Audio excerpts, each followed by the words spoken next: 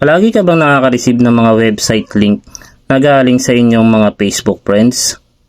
Ipapaalala ko lang po sa inyo mga boss na mag-ingat po kayo sa pagpipindot ng mga link na naisesend po sa inyo galing sa inyong mga Facebook friend.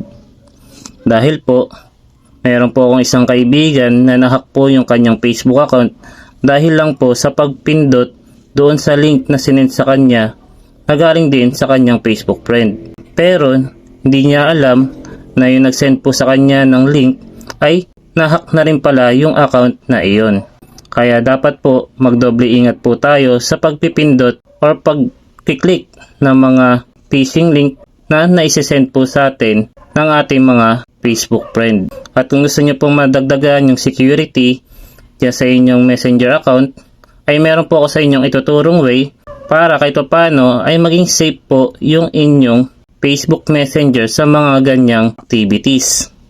Ang kailangan nyo lang pong gawin dyan mga boss ay i-open lang po yung inyong messenger application kung saan po nakalagin yung inyong pong messenger account. Ngayon po kapag na-open nyo na po yung inyong messenger, ang kailangan nyo lang pong gawin dyan ay pindutin nyo lang po itong menu, yung nasa gilid, yung meron pong tatlong guhit, pindutin nyo lang po yan. At pagkatapos, pindutin nyo naman po yung gear icon para mapunta naman po kayo sa setting ng inyong messenger account. Kapag pinindot nyo po yan, mapupunta na po tayo dito sa setting.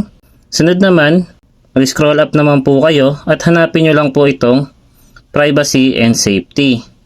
Pindutin nyo lang po yan. Ngayon po, kapag nandito na po tayo sa privacy and safety, hanapin nyo lang po itong security at sa ibaba po nyan ay meron pong dalawang option. Ang kailangan nyo lang po dyan pindutin ay ito pong safe website browsing. Pindutin nyo lang po yan at kailangan nyo lang pong i-check dyan kung naka-activate po yung safe website browsing. Dahil po sa pamamagitan po nito ay makakakuha po tayo ng warning kapag meron pong unsafe website na nagtatangkang kumuha ng ating mga private information. Napaka-importante po na naka-activate po ito para sa additional protection ng ating messenger account or ng ating Facebook account. Pero paalala ko pa rin po sa inyo mga boss na kahit po naka-activate yung safe website browsing po sa inyong messenger account ay wag po kayong basta-basta magpipindot ng mga website link na isinesend sa inyo ng inyong mga Facebook friends para po mas maiwasan po natin na ma-hack yung ating Facebook account. So sana po ay makatulong po sa inyo ang video na ginawa ko at kung nagustuhan nyo naman ang video na ito ay isang thumbs up lang at thank you comment ay masaya na ako. Maraming salamat mga boss.